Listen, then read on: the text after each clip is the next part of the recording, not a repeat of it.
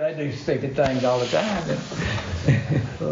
But it was a neat, in retrospect, I'm glad I was in for my little short career in the military. But at the time, I thought, how in the hell could anybody not be smart enough to get out of this deal, I mean, all I want to do, I just want to know the directions. And I'd have made a good soldier. Just tell me what to do. I'll go do that. Yeah. So they missed out a pretty good buck private there. Yeah. The way I got out, which is I'm not proud of necessarily, but I got an honorable discharge. But they always said flying is voluntary, and probably if I hadn't been married and several other things, I would have stayed for at least my 4 years. But so at a point, I was stationed in Corpus by then. I told myself I don't want to fly anymore. I don't like flying. I'm scared of flying. Which was bullshit. But, and I had to go see this one commander or whatever he was. I'll never forget this. And I go in there and I'm just really a kid, and he says, by then I was, I'd been commissioned, so I guess I was what they call him, second lieutenant, ensign. I was an ensign. The guy said, well, Ensign Grosse, you don't want to fly anymore? Yes, sir, I don't want to fly anymore. He said, well, I see your dad was in the Air Force. Yes, sir, he was. And I see that he was a B-29 pilot in World War II. Yes, sir, he was. And I see he's was a lieutenant colonel by the time he retired. Yes, sir, he was. And he said, what's going to happen? And he said, I see you're married. And I said, yeah, I am. And he said, well, you know what's going to happen, don't you? And I said, no. He said, well, you're going to have kids someday. And I said, oh, really? Wasn't planning on it, but I didn't know that. And he said, you know what's going to happen? I said, no, what? And he said, that kid's going to be talking to you. Or no, he's going to be talking to your grandpa, his grandpa. And he'll say, Grandpa, what you do in the war? And he said, well, I flew B-29s to bomb Japan. And he said, he's going to talk to you and figure out that you were just an ensign and never did anything, and he's going to figure out you were a quitter. Oh. And I thought, okay. Oh, boy. I'm a quitter. My dad was in the military. He bombed Japan. I'm a quitter. Okay, just let me out of this goddamn. You won though. Let me out of this goddamn thing. Mark didn't have kids, so he didn't have to go through that. So be it. Yeah. And there was some other part of that. I'm trying to remember because he had two parts. I was going to be a quitter, and anyway, whatever it was like he tried to shame stuff and it didn't work. Yeah, he really did. That was, and in retrospect, I don't regret that I got out, but I'm not proud of it exactly either. But it was, just, well, it's kind of like me and time. It was just I the don't time. think anybody would say anything to anybody about getting out of the damn Vietnam War. Yeah. No, and I mean even for myself when I was in the reserves, I would have fully gone had I been called up. Yeah, me too. And we didn't get called up, and it was so crazy because there were a certain amount of people, my age when I was there in my 20s, and they would go like, what unit's getting called up? I want to transfer in there because I want to go. And it's like, are you nuts? Wow. I was just hoping I didn't get called up. But they did. They wanted the merit badge, or whatever it is to be there. And when it was all over and done and the rest, I go like, it's time to get out. And I got out. But that was, I don't even remember what it was. Desert Storm was the first one, and then Iraqi Freedom was the second kind of big war. And after that, and on the second one that they went in there, all the reserve units got called up, and they kept them there. It wasn't short term it wasn't stateside. They were there for years. And it's like the whole time that was happening, I'd read the paper and I said, doesn't anybody remember Vietnam? Yeah. I mean, doesn't anybody remember Vietnam? This is just so the same thing. I remember the second part, the other piece, that same guy that was talking to me, besides not knowing I was a quitter, he said, and your son's going to be talking to his grandpa, and his grandpa's going to be telling him war stories, which, as far as I know, my dad never told a war story. No.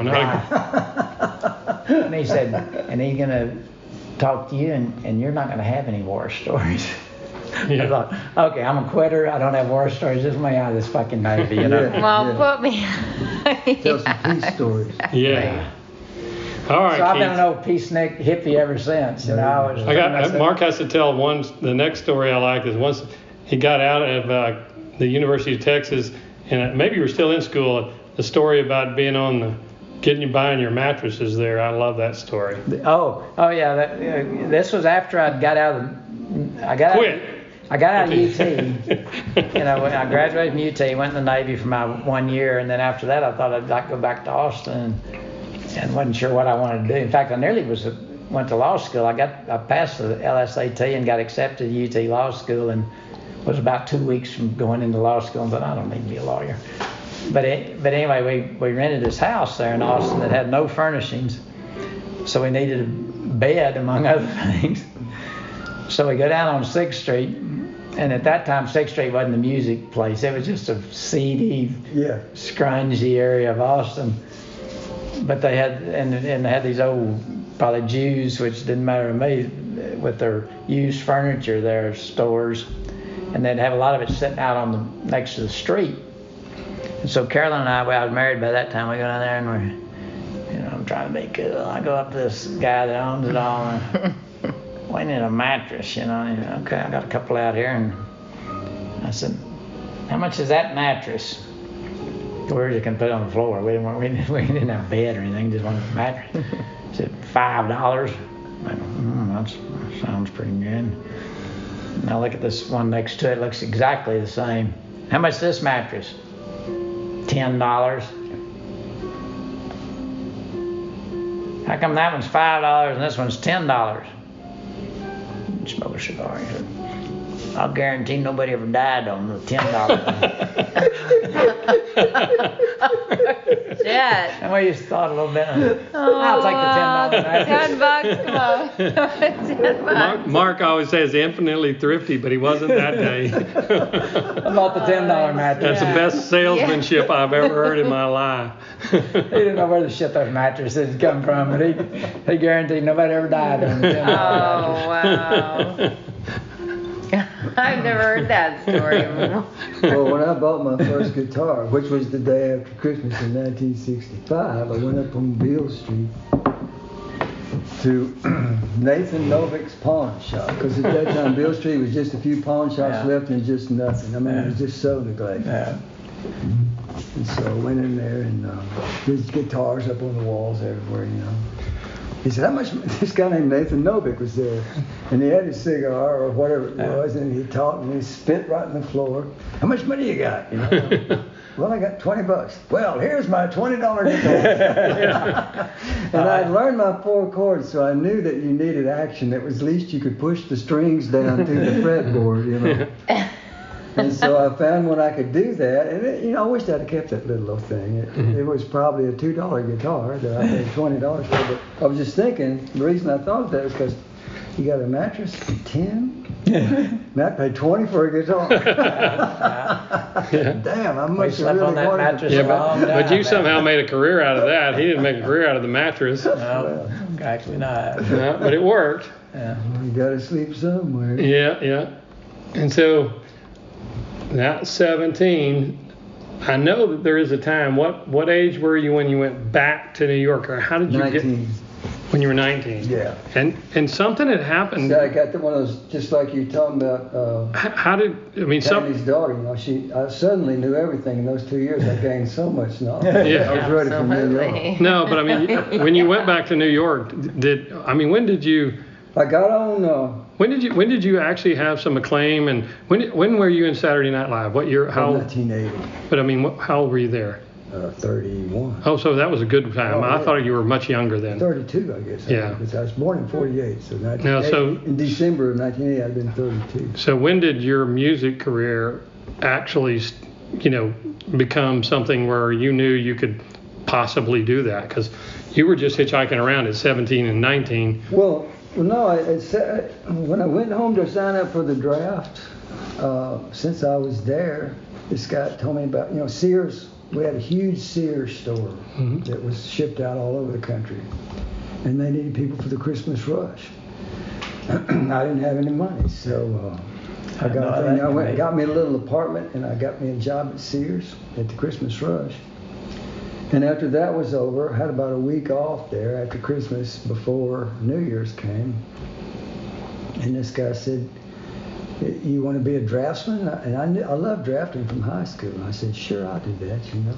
So I went to this title company. I got a job at this title company drafting in drawings, big Mylar maps, just drafting in the plats, whatever they told them. So and I stayed there, and that's when I bought my Martin D28. Mm-hmm. Wow, that's expensive guitar even then. My mother had to sign the note and everything. Because it was $440 case, tax, everything. Wow. $440. And at that time, today, that'd be like Right, 10 grand. Anyway, it was like a big deal for me. But I mean, you know, I just wanted to do that. I didn't care about anything else. And so I stayed there and worked at that place till the middle of April, and got my guitar paid off and took off hitchhiking again.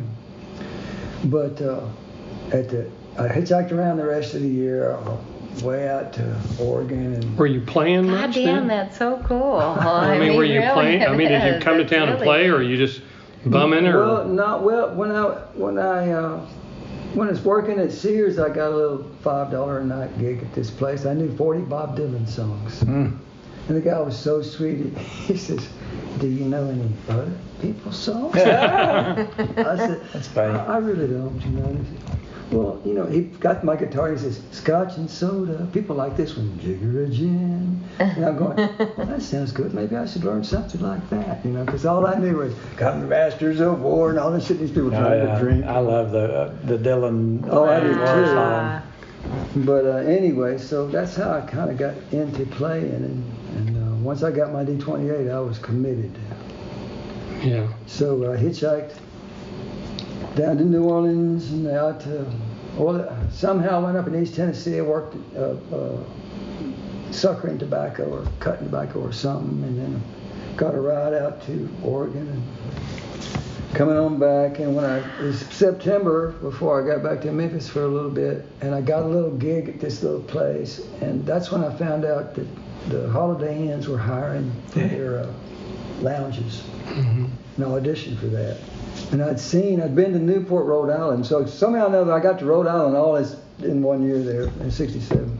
That's when I saw Arlo Guthrie for the first time. I never even heard of Arlo Guthrie. He played Alice's Restaurant. Oh, man. Needless to say, my mind was completely blown. I imagine so. And so the record came out in later that year, September, October, sometime around in there, and I got the record and I learned the whole thing. I auditioned for I used to have to audition at Sam Phillips recording studio to get on the Holiday Inn. Sam Phillips was the early Holiday Inn guy. That's where he made a bunch of his money. But anyway, got on it. I remember the guy running out, who I years later met and knew. His name was Judd Phillips. He was Sam's nephew. Was the engineer there. He came running out. He was just laughing. He says, "You got this much tape left," because they had a reel, you know, this big, and it's a 20-minute song. So I had like literally 2 inches of tape left, because I did the whole damn Alice's Restaurant, Massacre. I learned the whole thing.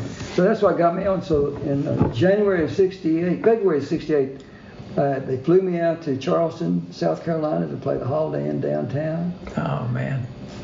Trip, flew me there and back. Got $150 a week, my room and board, everything. I just got a magical $150 a week just for like singing, you know. And then did a few other things in Memphis and stuff, and I wound up being in Buffalo, New York all that summer, playing at a Holiday Inn there. Holiday Inn hotel. Holiday Inn, the last one on the road out of Buffalo before you get to Niagara Falls, so it was just packed to fuck all summer long. They were so packed they wouldn't put me up there. They put me off this little mom and pop across the street. But every night that's where I played, and I just walked across the street to my little room. Learned your craft. Yeah, man, it was really cool. No original stuff at that time? No, I was writing, but I wasn't playing any of it. Yeah. But I met this guy named Mark Goldfarb, who told me about the coffee house circuit. And so after I finished my thing in the middle of August, I finished up there. flew over to New York City and auditioned for the audition. You auditioned to get on the audition for the coffee house circuit. And I passed that one, and we went and played our thing. And I didn't know, you can't see who's out there, but they said I got on because Janice Ian was there that night. She said, take him.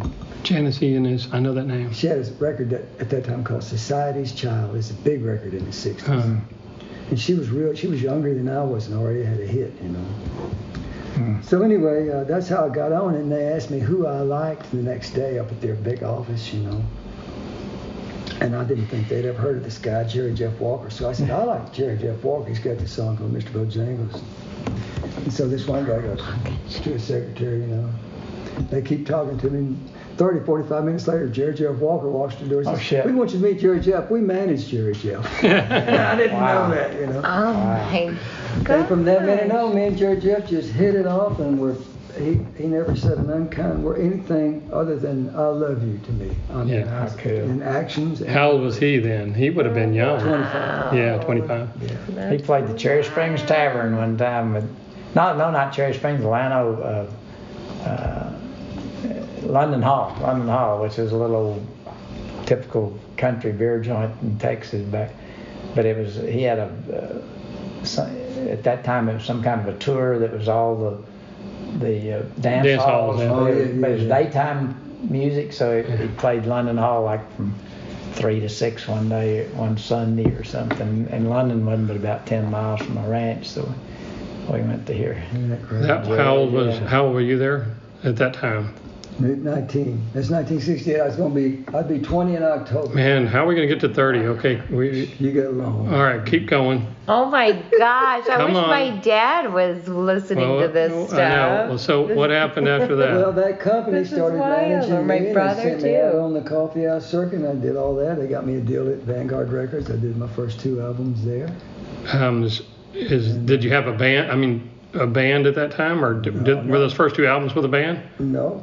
Just- In 1973, I've been coming ever since '68. I've been playing Austin every year. It just wound up on my birthday every year, and I always made a big deal out of it. After the first time it was my birthday, and it went great. But the second time they did a thing, and then the third time was just, every year would get a little bit bigger for my birthday there, because Austin just loved music, I think. Yeah. Yeah. Always has. So anyway, I met this waitress down there, and she moved in with me up in New York, and we decided to move to Austin.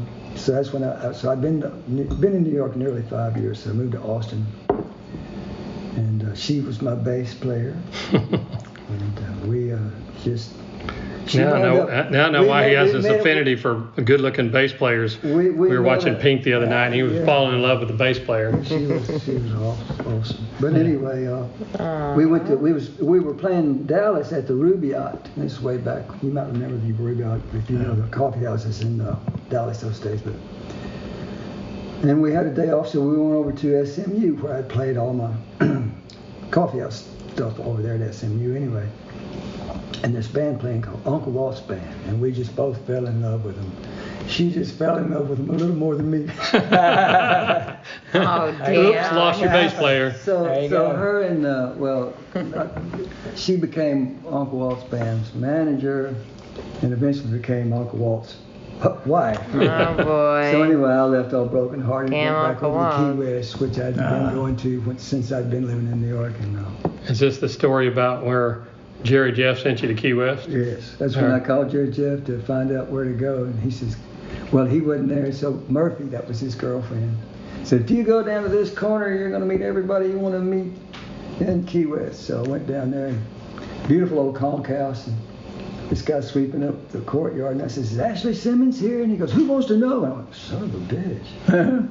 I said, I'm Keith Sykes. I know Jerry Jeff Walker. He told me to come here. He said, you're Keith Sykes? I've heard of you, man. I'm Jimmy Buffett. I said, damn, I heard of you too. Gosh. So that's how I met Buffett, and we just became friends right after that's that. And you talk about the story, The Very Best Day, which you'll play the song if I don't get him too drunk.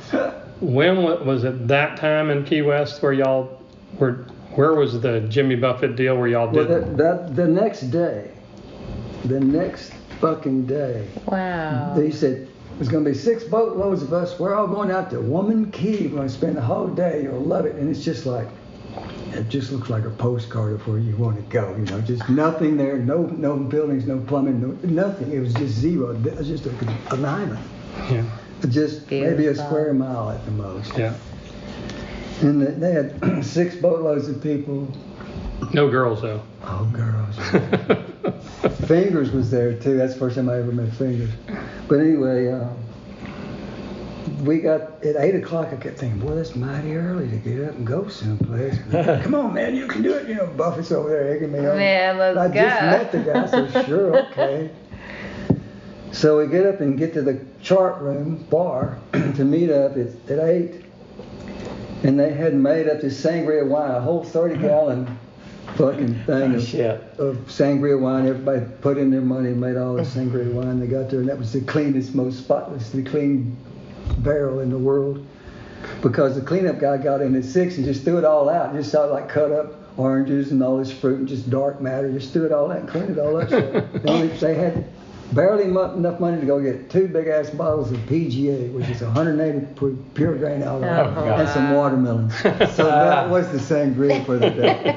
Oh, man. And by noon, girls were water skiing naked in the ocean. I said to Yeah, they Way it ought to be. Yeah. That's true. And then in 2006, I think it was right, the day in Port Aransas was after the thing, the Labor Day show we did. Yeah. We went out on the Queen. 30 of us on the boat that holds 10. It's just in my mind. Yeah. But the day was just so gorgeous. The temperature was so perfect. The whole time, Katrina is killing the fuck out of New Orleans and all the whole area over there. Yeah, that was just perfect That here. low just sucked in wow. every piece of bad weather within 1,000 miles, and we just had the best day. Dolphins were jumping out of the water. We're sitting People over there were just. I was just bobbing all day, drinking whatever. it was. drinking and peeing. Drinking, peeing in water, and just bobbing. And I just thought to myself, man, if nothing swims over here and bites my leg off, this is just be the best day ever. And that's how I got the best day. Yeah. Put those two times together. Yeah. Aww. All right, I'm gonna have to fast forward you.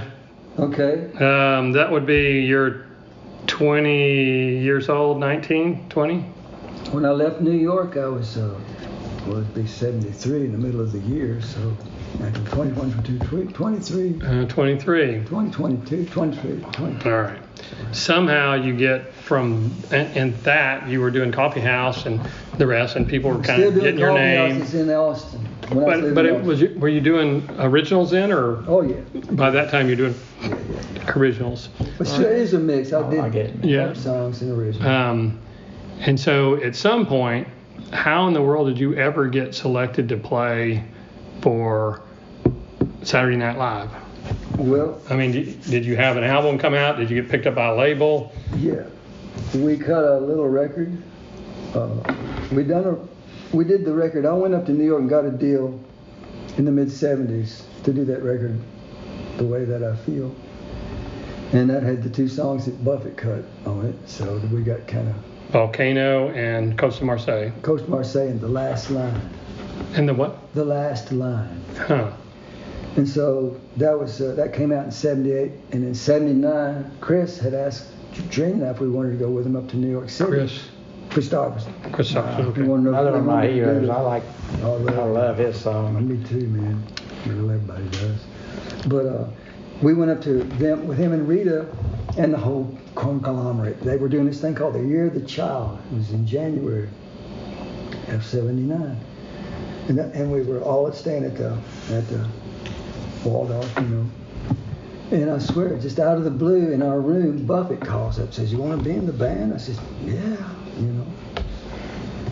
I said something shitty like, "Oh, let me check my schedule." Yes. Right, let's see if I'm busy on Tuesday. So in February, I was down in Miami rehearsing with them, and we worked till the middle of the year. And after we finished the Volcano record, which was down in Montserrat, that's when Jimmy and I wrote Volcano. Mm-hmm. And so we had time off after that, and me and Jareen went in and cut this album called I'm Not Strange, I'm Just Like You, and we put it out just on our own label. And by the end of the year, it got picked up by MCA Backstreet, which was Tom Petty's label. Mm-hmm. And so that came out. And so we worked all that the next year. And when we were in Boston, this girl from Saturday Night Live came up and saw us and said we could be on the show. And so we were on the show. Who was on that? Who was what The period of main time? music, that was 1980. And the main, Lorne Michaels had even quit doing the show at that time. I think he might have been an executive producer. Yeah. But the 75 to 79 was the 5 years that was their like initial 5 years. Mm-hmm. So in 1980, everybody's going, this thing is fucked, it's over with, you know. But so the people who were working there was Charlie Rocket, Joe Piscopo, Eddie Murphy. Those people they were on the show. They were the actors. The actors. Yeah. And the musical guest that night was really Aretha Franklin, but they wanted a newcomer to come along, and so I got to be the newcomer that Did Aretha play? Oh, yeah. Yeah. Wow. And so anyway, that's how that happened. I mean, because we were just on that label. Petty, you know, Petty got pissed off. Petty was on ABC. Petty was on Shelter Records, which was distributed by ABC. And at some point, MCA bought ABC, and Petty never liked that. He didn't want to be on MCA. And they just had a fight about every damn thing. So finally, to keep him, they said, we'll give you a label. What do you want to call it? So Backstreet. So we were on Backstreet Records, which was MCA, because Petty wouldn't stay in the sick game all the label. Did you ever meet him or hang out with him? Yeah. Yeah. Did he do his own stuff on his own label at that point? Yeah. And does he still do that on his own label, or does Backstreet exist anymore? He's passed away, man. Tom Petty died. No, but I mean, did he? After that, he did all his. Does that label still exist? No, it's been bought not out. too long after that. Another couple of years they let it run, and finally he just got absorbed into MCA. Yeah. They just said screw Backstreet. Yeah. And so the minute he could, he went to Warner Brothers. Yeah. How many ever? 7 albums later or whatever it was. But MCA, before he left, they gave him. They said, we want to put out your greatest hits. And Petty goes, no. Mm-hmm. We're going to do it anyway, so you need to give us 2 new songs. That was in their contract, so they gave him 2 new songs. So they put out the greatest hits. And Petty used to go between gold and platinum, you know. This thing sold 10 million records. Because it had everything that he'd done, you know. It was just fabulous. Yeah. So anyway. You know, you're talking about Chris and Rita. Yeah. I have there are 2 albums they did together. Maybe they did more than that, but those albums, those scratch stuff, you probably couldn't even play it today, but I still have them. I thought the songs they sang together, at least at that time in my life, I thought were just about the neatest, most moving, fun songs. Yeah. Well, I was sitting having dinner one night at the Kettle of Fish, and this guy with long, greasy brown hair, and he was a little overweight, barely, but just wasn't thin. Said, "Are you Keith Sykes?" I said, "Yeah." And he says, "Well, man, I'm Chris Christopherson. I really just love your album." And I'm thinking, well, I just said, "Well, man, thank you so much," and like you would do. Yeah. Well, you know, he piqued my interest when he just came over to the table and said about my stuff. So anyway, over the next months, and so we got to be friends. Man. Still friends. So Yeah. it's really neat, though. I don't know what he liked about that album because it sounds like shit. Wow. Yeah. But through him, that's how I met Prime. The song I wrote today was Happy Birthday, John Man. Oh, really? Yeah, I always called John Man. But he asked John and Steve Goodman to go to New York City and be on his show because he heard them in Chicago. That's when I heard him that weekend. It was just, When you were in New York, I always hear about New York being the music scene, but there was a pretty big music scene, more pop, rock, or what? I mean, what was New York back in those days? Because Nashville's country now, and California's pop and that. Well, New York was pop and rock and stuff. The Rascals came out of there, and all these other bands, Bob Dylan. Yeah. I mean, it's just called the folk scene. But that's what I Yeah. went because the folk scene was up I there. like that. Is it At that still time, I there, or loved there's it. not much folk Still scene? But I don't know where the folk. Everything is really over these decades. It's migrated to Nashville. yeah, And, or California. Nashville. Yeah, Or the music you're talking about is. yeah. The thing that's, I mean, I don't know what's going on in LA right now, but everybody goes there some to record. I mean, it's not like it's forgotten, but it's not like the center of the pop music is big there. I always liked all the folk music. I Yeah, guess I was me too, enough of man. a, I don't know if it's because I was kind of a hippie even then or whatever, but I just love the folk music, you I know. was a folkie, yeah. What year was like Woodstock in that area? What year was that? Woodstock was 69. Yeah. So I'm trying to think of what was. Let me back up. How old were you in '69? I was going to be 21 that year. So it's about that same period of time when you were in New York. That's I was when 20 when that went off, but yeah. That was a pretty, I mean, even then, I mean, now we look back and we know it's a big event, but when it went off, then did you know, or was it known there in the music scene that it was a huge event, or not really? well, no one knew what it was going to be Yeah, it until did. was. Until it was over. That was after but I mean, there's so many bands that you'd know much more of them than I did, but that played at Woodstock that were just like, shit, so-and-so was there, so-and-so Yeah, was there. I don't know how that ever came together. Michael Lane just died a few weeks ago. He's got one of the organizers. Yeah, I saw that in the paper somewhere. He went on to manage Joe Cocker and do. I like Joe Cocker. There was another one. There was all those. Of course, that was my era. In fact, I think what happened to me, Keith, partly I got to where I couldn't hear. So, at some point in my life, I don't know the words to songs anymore. Sure. But prior to, let's say, 1975 or 80, I know the words to almost any song that was from those that I liked anyway. You need to come up and see the studio. Y'all need to come together because you both love music. Yeah. I just walk down the halls and see the album covers and Yeah, the plaques man. and stuff. You'd enjoy Wow. that. It's really neat. We'll have to do that.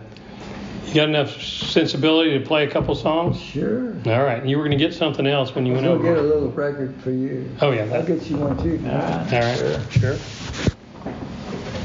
All right. Sure.